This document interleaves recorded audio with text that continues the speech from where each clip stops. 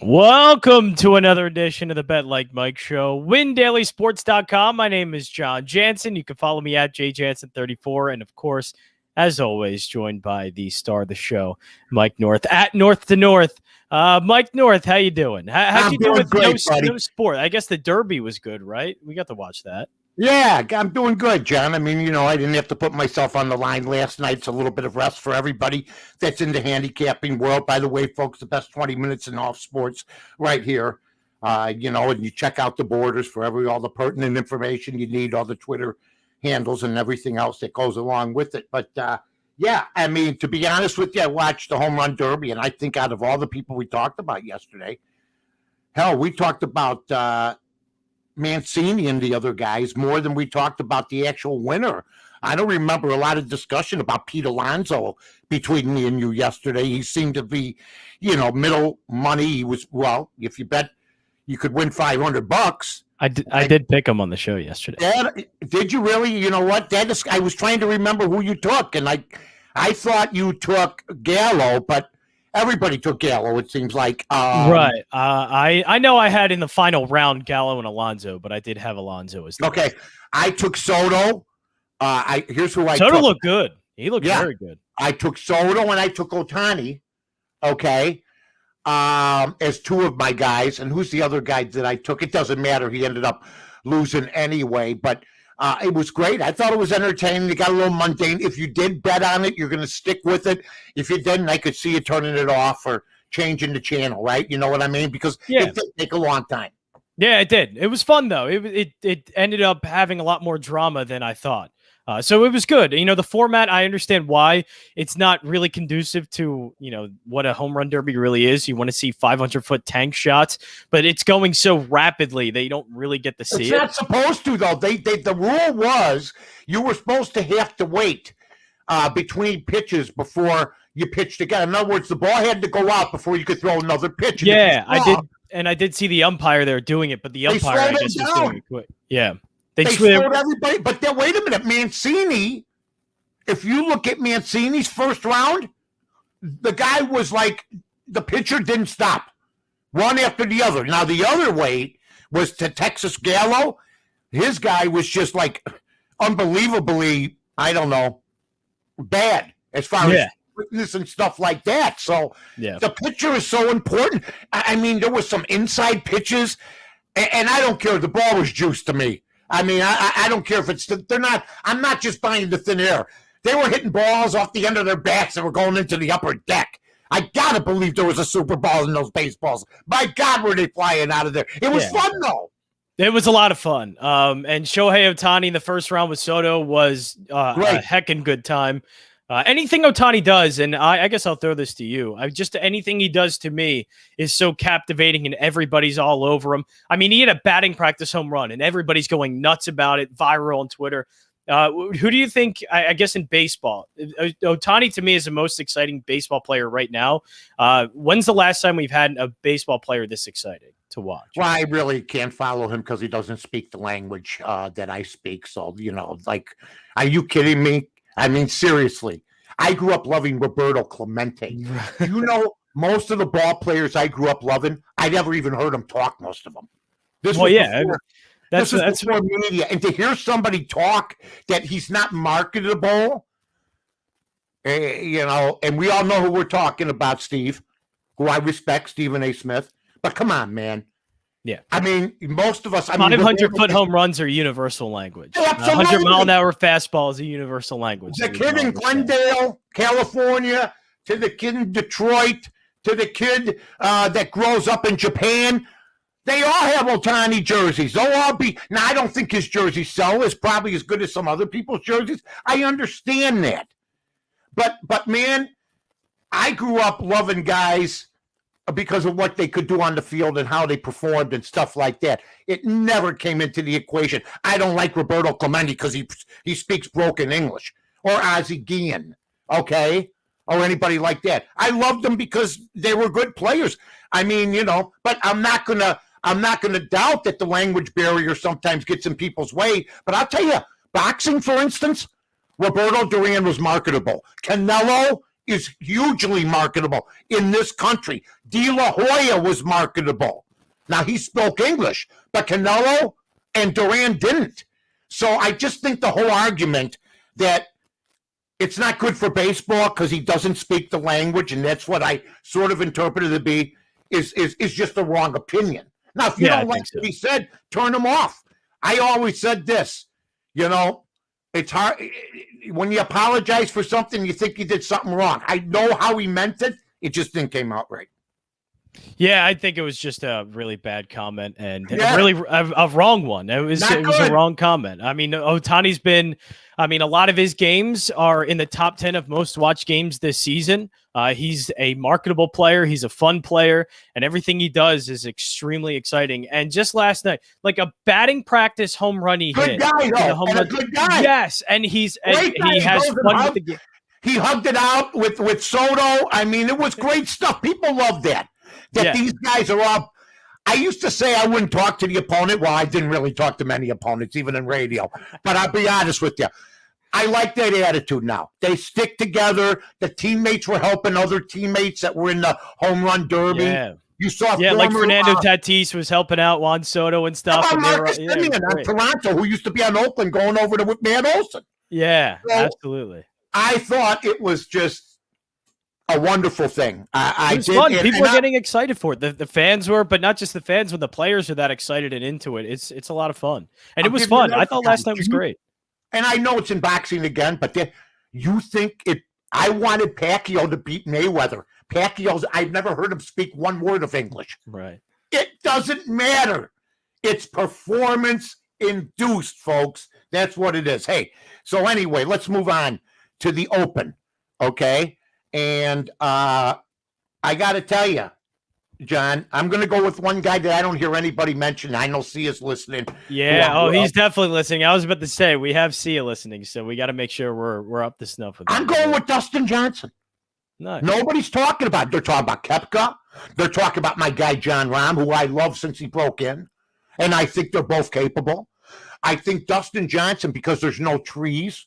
If you look when Dustin Johnson gets in trouble, okay, for the most part, it's not a lot in the sand.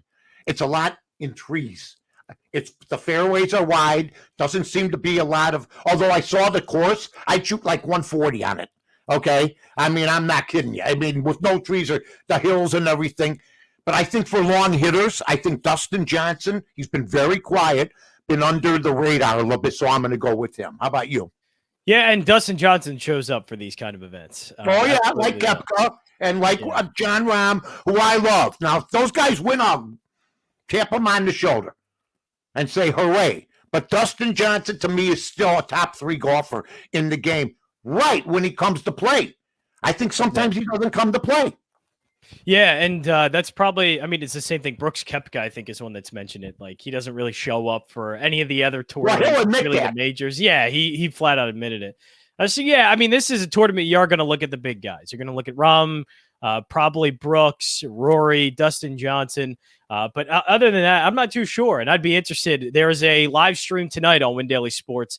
Cool. Go over to the YouTube channel. I tweeted it out. See you. Yeah, it's great. So search up a YouTube, Win Daily Sports. Subscribe to our YouTube channel and set a reminder for the show tonight at 8 o'clock. Sinajad, Joel, and Nick will all be having a full breakdown of it. Last major of the year for golf. So it's great. Definitely. Yeah, Charlie Hoffman is a guy that I'm sort of liking in the top 10. Some other guys, but I think I'm going to go with Dustin. But check out our feed. For sure. Check out Win Daily. Check out the Twitter stuff. John will keep you apprised with the shows that he's doing. I love listening to Sia and the guys talk golf. I really do. I learn a lot from them. Yes. They help get me turned on to it. So make sure that you folks check all that out, because I think it's important that the Open is, to me, my favorite. The Masters is the one I'd like to win. Right. The U.S. Open, to me, is a prestigious one. Okay. The PGA, you're the man among your peers. But for the grind and for just being an average schlub like us to watch guys land in 10-foot bunkers and try to chip out of them and take astronomical snowmen and stuff, and with the rain blowing in your face and with the wind, and then the umbrella gets turned inside out. You know, you drop your coffee, you spill your coffee over your hand. This is the one to watch, don't you think? Yeah, this is always a fun one. You know, this is, I would say, the Masters, though, it's one of the most beautiful looking sites and aesthetically pleasing events to watch, not just in golf but in all of sports. But yeah, the Open always has a lot of intrigue to me, for sure. Definitely. You know what was nice though, John? That was the one that Aaron Rodgers. I know the Masters is the most prestigious and it's a beautiful course, but Montana's course. Yeah, the one they played off the match. Yeah, that was even Joel of Win Daily Sports. We were talking about it, and he said that course was just beautiful. Like, I mean, you're going to putt, and there's a bear watching you. Right. You know, there's a bear walking around. There's a deer prancing by. Of course, when Aaron Rodgers is around, there's always bears following him for some reason. There's always bears. But we're never catching them. We never catch them. That's all I'm going to tell you. There's a reason, but I know. Look at the bears.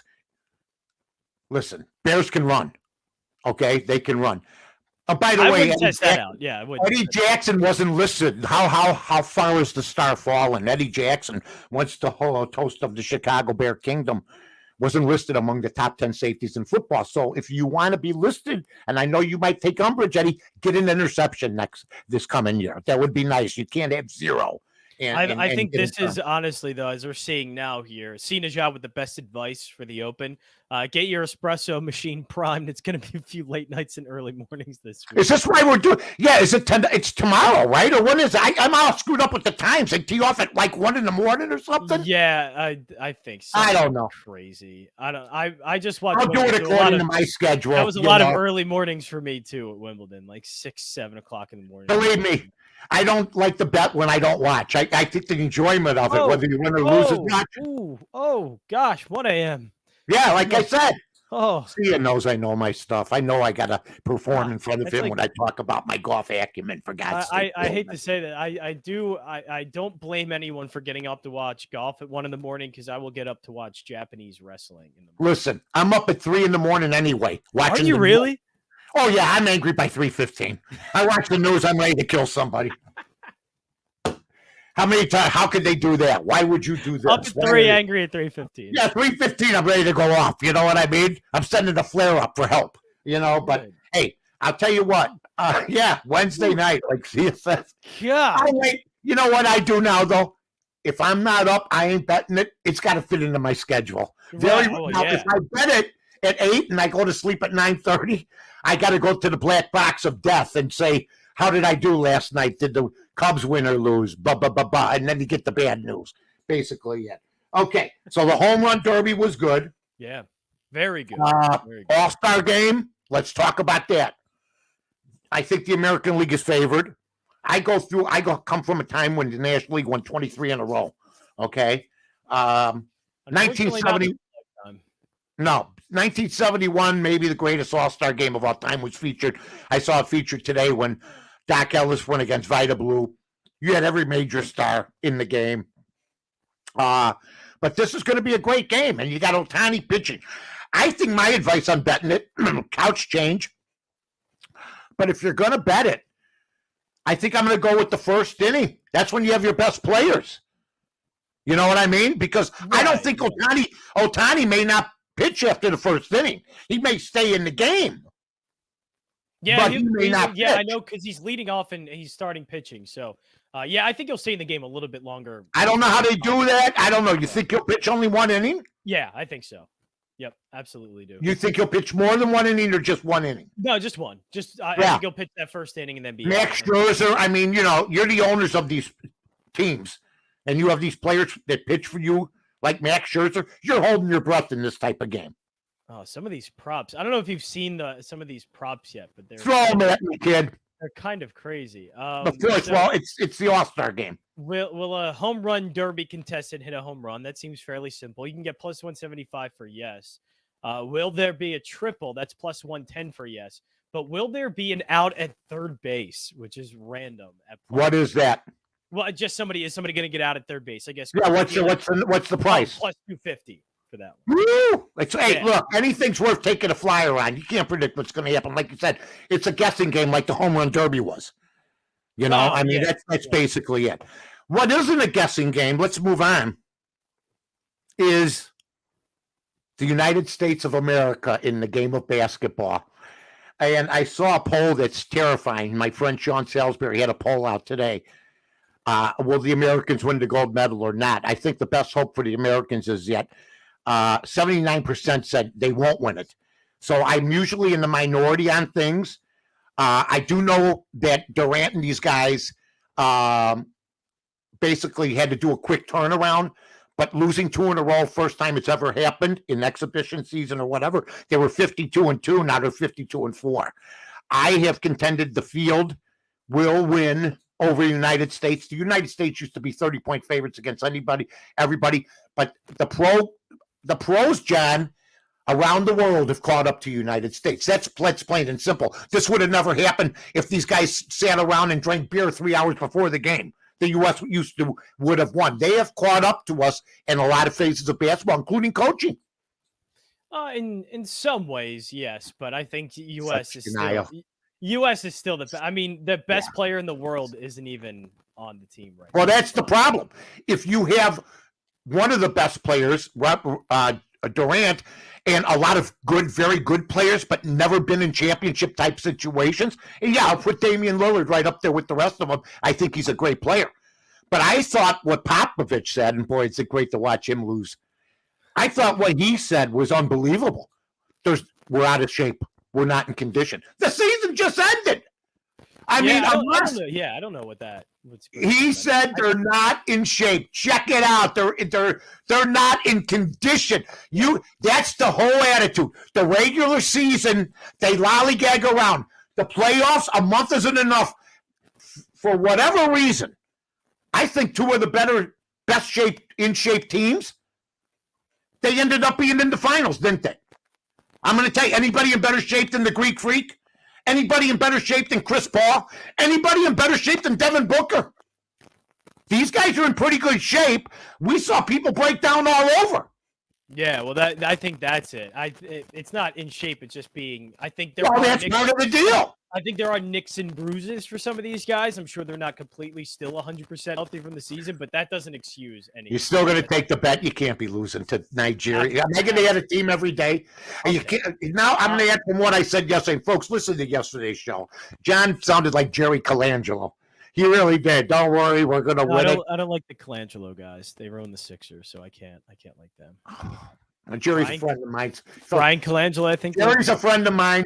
Brian, the son, I don't know, but Jerry's a friend of mine, so I'll let you speak on that. But I'll tell you this. I'm going to tell you this. I'll still take the field over the U.S. I just think you need heart and attitude, and I just don't see a lot of it. And these teams, John, it's sort of unfair to the U.S. These teams play together all the time, right, except ours. Yeah, that's the way it is. I will take U.S. still for one reason. The best coach in all of basketball is still on the team, Jay Wright of Villanova. He is the assistant coach on the bench. He'll get it right. If you don't think Pop can get it right, fair. Jay Wright's going to get it right. Oh, I hope they do. That's why his name is Jay Wright. I hope they do. Who do you got for the All-Star game tonight? What are you going to do? Tell me what you want. My strategy is get as much return as I can in this one, and I think the American League is the underdogs at even money or -105. Oh, are they? Okay. Yeah, so I'll take that. Yeah.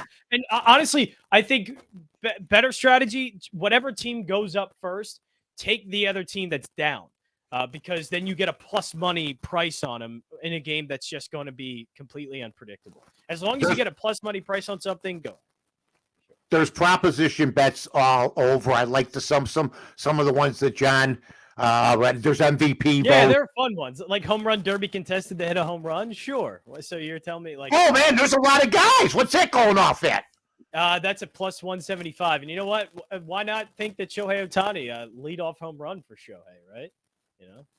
Boy, how about, they used to keep the starters in for 3 innings. In fact, sometimes, you know what? I contend the All-Star game becomes better when each guy gets $1 million on the winning team and the other team just gets expenses if they lose. Yeah, and baseball's an easy one. I love that. Then you wouldn't see all these guys getting in, but they get the $1 million if they win. But if you're the manager, you got to win the game. Right. Otherwise, you go home with nothing. But I always contend that baseball is the easiest one, and it's the All-Star game that looks like it's actually being played the right way. I agree. Like NFL, it's touch football. You know what I mean? It's yeah. The NFL, the NBA is just highlight dunks, which is fun, but it's not an actual NBA game. I think the All-Star game looks as close to a actual baseball game as you can get, which is great. How can you lose to Nigeria and Australia? Come on, John. Hey, Matisse Thybulle on Australia. I'll take that. When do we play Pakistan? We need a win. They need something. See ya.